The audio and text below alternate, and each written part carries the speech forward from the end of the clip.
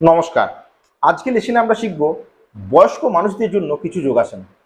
কেননা senior citizen যারা ওনারা না তো দৌড়তে পারবেন, না ওয়াকিং করতে পারবেন, না সাইক্লিং করতে পারবেন, সুইমিং করতে পারবেন, কিন্তু ওনাদের হেলথকে সঠিক রাখার জন্য কিছু যোগাসন, কিছু সূক্ষ্ম ব্যায়াম, কিছু এক্সারসাইজ আজকে লেসনে আমরা শিখব। তো প্রথম যে বয়স্ক মানুষ, আমাদের যে বয়স্ক কাকু এবং কাকিমারা যাদের বয়স 60-র উপরে, 70-র উপরে, তাদের জন্য কোন কোন যোগাসনগুলো রেগুলার প্র্যাকটিস করতে হবে, যার ফলে ওনাদের যে হেলথ সেটা সঠিক মানে সুস্থ সবল এবং মনের যে একটা সক্ষমতা সেটা বজায় থাকবে।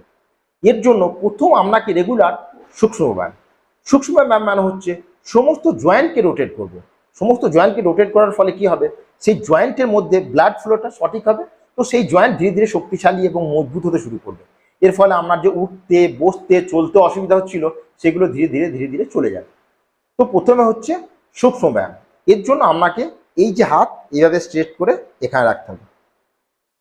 এটাকে বলা হয় স্কন চক্রা বা শোল্ডার রোটেশন। শ্বাস নিলাম, শ্বাস ছাড়তে ছাড়তে ছাড়তে ছাড়তে সামনের দিকে নিয়ে যাব এবং শ্বাস নিয়ে উপরে উঠে আসবো। শ্বাস ছেড়ে নিচে এবং শ্বাস নিয়ে উপর, ধীরে ধীরে ধীরে ধীরে 3 থেকে 5 বার। এরপর উল্টো দিকে মানে অপোজিট সাইড, শ্বাস নিয়ে উপর, শ্বাস ছেড়ে নিচে, শ্বাস নিয়ে উপর, শ্বাস ছেড়ে 3 থেকে 5 বার। এটা হলো শোল্ডার রোটেশন। এরপর রিস্ট রোটেশন। এইভাবে হাতকে নিয়ে গিয়ে ধীরে ধীরে শ্বাস নিয়ে রোটেট করব এবং শ্বাস ছাড়বো। দেখা যাক, আমি সাইড থেকে দেখাই। মেরুদণ্ড স্ট্রেট থাকবে, এইভাবে হাতকে সামনে রেখে এইভাবে শ্বাস নিয়ে শ্বাস ছেড়ে এইভাবে রোটেট করবো। ফির অপোজিট সাইড, ক্লিয়ার বোঝা যাচ্ছে? এরপর মেরুদণ্ড স্ট্রেট রেখে এইভাবে শ্বাস নিয়ে মুঠি বন্ধ করলাম, শ্বাস ছেড়ে মুঠিকে রিলিজ করে দেব।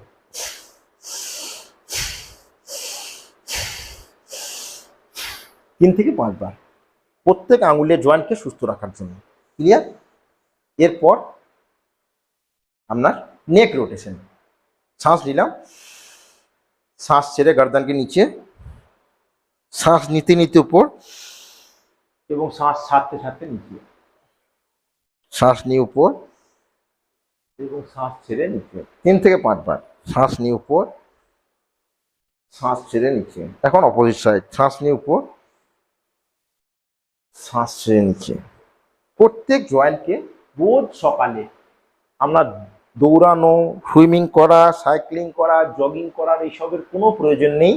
সুস্থ রাখার জন্য সূক্ষ্ম ব্যায়াম, যোগাসন, প্রাণায়াম যথেষ্ট।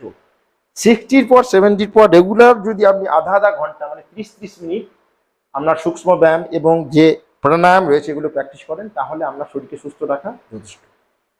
এরপর এইভাবে যাকে বলা হয় দণ্ডাসন। এখন করব কি অ্যাঙ্কেল রোটেশন। দেখা যাচ্ছে, শ্বাস নিয়ে উপর, শ্বাস ছেড়ে নিচে। রেগুলার আপনার ঘুটনার যে অসুবিধা মানে নি পেন, ধীরে ধীরে ধীরে ধীরে এটা কিন্তু একদম চলে যাবে। আপনার যে উঠতে বসতে চলতে অসুবিধা হচ্ছিল সে চলে যাবে। এখন উল্টো দিকে শ্বাস। এখন আমরা যদি এইভাবে বসতে অসুবিধা হয়, আপনি হাতকে এইভাবে রিল্যাক্স কমফোর্টেবল যেভাবে বসতে আপনি কমফোর্টেবল হবেন সেইভাবে আরামসে বসবেন। অপোজিট সাইড দিয়ে এইভাবে ধীরে ধীরে ধীরে ধীরে। এরপর শ্বাস নিয়ে, বোঝা যাচ্ছে, শ্বাস ছেড়ে এই শ্বাস নিয়ে আপনার নি পেন, আপনার যে কাফ মাসেলের যে পেন হয় এই সমস্ত ধীরে ধীরে চলে যাবে। আপনার থাই মাসেল স্ট্রং হতে থাকবে, আপনার ঘুটনার অ্যারাউন্ডে যে মাসেলস এগুলো স্ট্রং হতে থাকবে। এর ফলে কি হবে, আপনার নি পেনের যে সমস্যা সেটা ধীরে ধীরে ধীরে ধীরে দূর হতে শুরু করবে। আপনি দৈনন্দিনের যে কাজ সেটা আরামসে করতে পারবেন। শ্বাস নিয়ে উপর, শ্বাস ছেড়ে। বোঝা গেছে? তো রেগুলার যোগাসন শিখতে থাকবো, আপনারা শিখতে থাকবেন। রেগুলার যোগাসনকে শিখতে হবে ভালোভাবে, সঠিকভাবে এবং রেগুলার অভ্যাস করতে হবে। তাহলে বয়সের পর যে সমস্ত সমস্যার সৃষ্টি হয় সেগুলো কিন্তু যোগাসন, সূক্ষ্ম ব্যায়াম, প্রাণায়াম, ক্রিয়া এগুলো রেগুলার প্র্যাকটিস করব এবং খানপানের প্রতি ধ্যান রাখবো, তাহলে কিন্তু কোনো সমস্যাই থাকবে না। তো রেগুলার প্র্যাকটিস করবেন এবং শরীরের প্রতি ধ্যান দেবেন। Thank you, take care, goodbye এবং স্টে হেলদি। Thank you.